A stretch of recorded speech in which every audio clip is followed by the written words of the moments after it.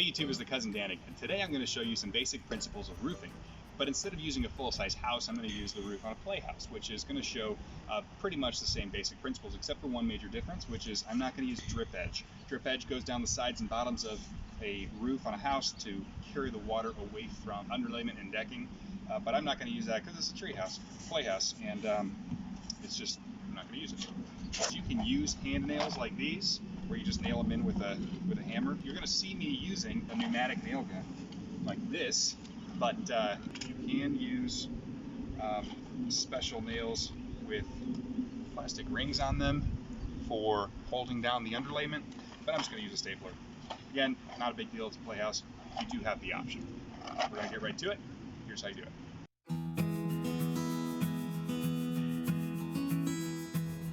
First thing I'm going to do is just tear all this off.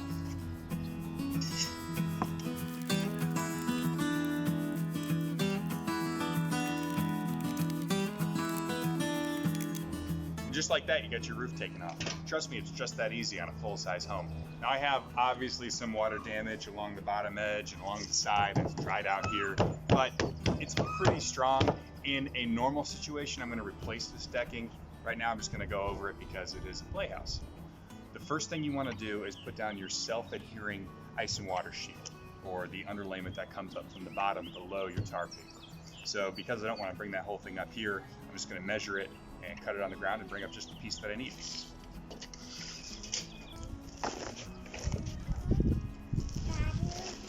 Okay, now this looks kind of goofy because it's coming up so high on the roof. Obviously a normal roof is going to go much further beyond this. One point that I'll make is when you peel off the backing, if you're standing on the roof, this backing is extremely slippery. And if you step on it, you might just make it all the way to the ground. So be very careful with that. It's not a particularly warm day up here today, so it's not wanting to just lay down and stick. So I'm actually going to tack it in place with some staples. Wouldn't necessarily do that yet at this point. We're going to drive some other things through it that will hold it in place later. But in this case, I'm going to do that just to hold it in place.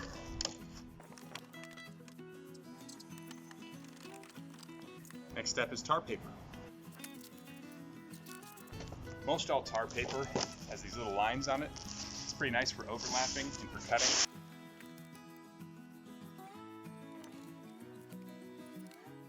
Now, of course, normally you're not going to have a situation where one strip comes almost to the top of the roof, so it'll look kind of strange, but I am going to go all the way over the ridge and overlap the tar paper over the ridge.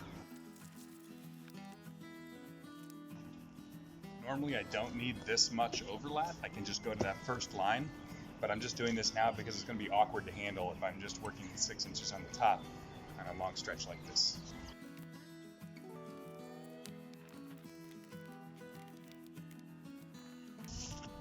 The next step is going to be installing the starter strip, and then we'll go up with shingles from there.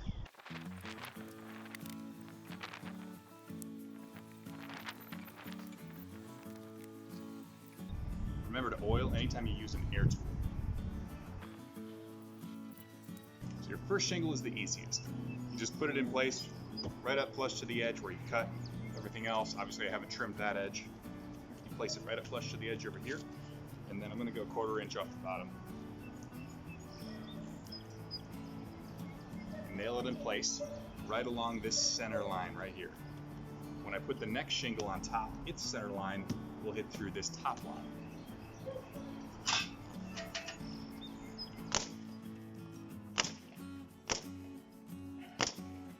Now, just because of the nature of this and reaching over there and trimming and everything, I'm just going to measure it and then cut the next piece to length.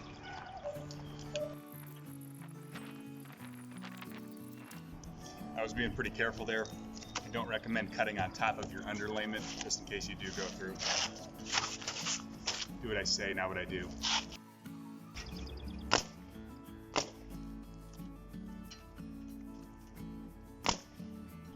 Now for the next row, you want to be very careful not to have two breaks lining up on top of each other. So I don't want to put another full shingle right here, because then that is going to allow water to go through here without any overlap.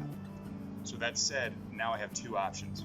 One is to cut short a little bit here, maybe cut one in half and start here, and then move on with a full.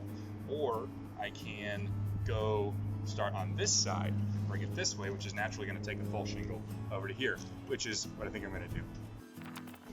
You will find on a full-size roof that as you go across, you will come to certain continual markings where you might say, I'm going to go 2/3 of a shingle on the next one, and then 1/3 of a shingle on the next one. You'll find that your leftovers are exactly 2/3 and 1/3 as well. So you're really only making cuts at the thirds the whole way across, except for the custom on the ends.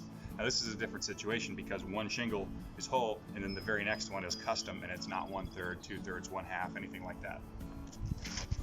So I line up the bottom of this shingle right against the top of that dimensional shingle right there. Right about there, all the way across. Make sure it's flush to where I want it to be on the end. And you're good to nail. So that nail goes through this shingle and this shingle in the tar strip. And this one, because it was a little less than half, is not going to fit right here. So I have to cut another one. Now, because every roof is different, I'm not going to comment on where you should make your cuts in order to maximize your roofing materials and have as little scrap as possible or anything like that, but you'll have to work that out for yourself. But I'm just going to go ahead and work it out for this roof as I go along and finish it all the way up.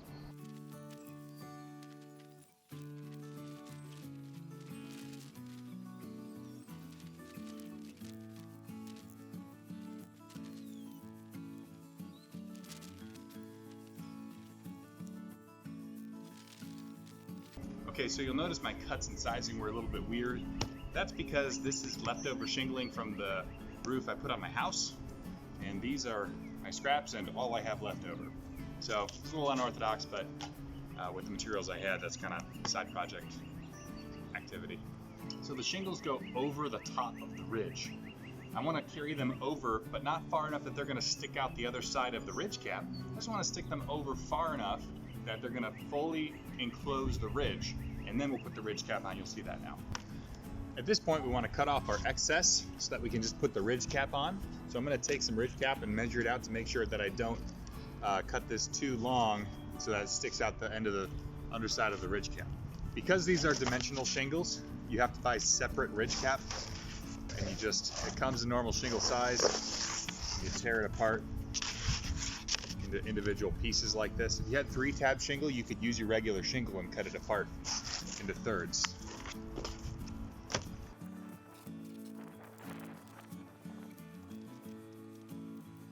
This is going to be a little strange. I'm coming down further on this side. This is a roof that was on here before. I'm not changing it. They were not matching sides when I got this. So it's going to be longer on this side, shorter on this side, just because I brought the shingles up where I want them over here. And on this side, I want to cover these nails all the way down, so I'm going to have it a little bit lopsided.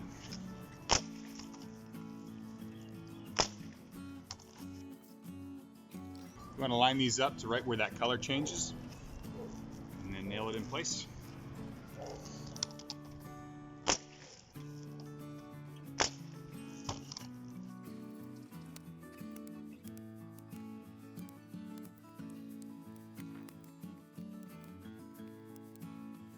So now that I have all these placed where I want them to be here, the last step is to use some roof tar, asphalt, and glue on your last ridge cap because you don't want a nail exposed to the weather. And that's it. You roof your house. Just that easy. Thanks for watching. Don't forget to subscribe to The Cousin Dan.